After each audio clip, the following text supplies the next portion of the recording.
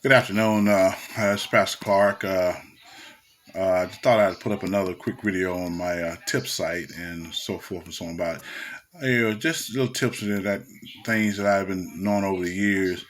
And this is something to dealing with personal checks. And some of you all probably may know this, and some of you all may not know this. If you take a check to your bank and the check is no good, and you deposit a check in your bank and the bank runs it through your account and there's not money in that personal account that you there's not any money in the account and the checks come back to you, then the bank is going to charge you NFC, non-sufficient fund fee, because the person did not have enough funds to cover the check. So the way to avoid those kinds of fees is, and if a person writes you a check and you're not sure that it's any good, the way to avoid those fees is you would take that specific check to their bank. Okay, whatever the bank is, a bank XYZ or whatever, you're banking at a certain institution, whatever that institution is, or uh, whatever the bank may be that you are dealing with, and you take your check into your own bank, and then when they run it, if the funds are not there, then it's going to cause you a problem. But if that person is banking, that's just say example Wells Fargo, and you banking at MMT Bank or whatever. So you would not take it to MMT Bank and deposit it in your own personal account, but you would take it to Wells Fargo, and when you try to cash it, they will uh, let you know if there's funds in there to cash it. But if you take it to their bank account and there's no funds in that account, then they'll tell you that that person does not have sufficient funds in that account in order for you to make that a transaction. So that will kind of save you on having some problems in your own account. And if they write you a check for $200 or $300 and you think you got $300 in there, and you go and purchase something for, let's say, 305 or 310 or 320, knowing that you should have the money to cover it, but if that check returns to that bank and they did not honor that specific check, that means that you won't have that money available in your account. And if that money is not available in your account, then that means that check is going to bounce and going to be sent back.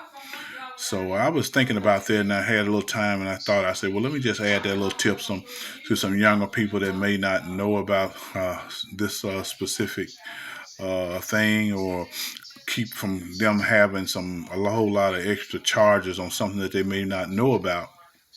Uh, and then also in some instances, is if you don't make that a habit, another thing you can do too, you can always request to your bank that they give you a reprieve, or that they will allow you to just forgive that overdraft as long as you go ahead and take care of it and kind of explain to them what's going on and what happened. They may or may not, just depends on who you're banking with and how long you've been there, and how you approach them with the situation, and so forth. But most of the time, if you've been a good customer and you've been there and you don't have a lot of overdrafts or stuff going into your account, they will try to help you out, so forth, and help you out. Mistakes happen sometimes. We just have to be on just watching our account. And seems like a lot of people have problems trying to balance checkbooks and different things. It's not really, really difficult. The thing about it is the balance in your account.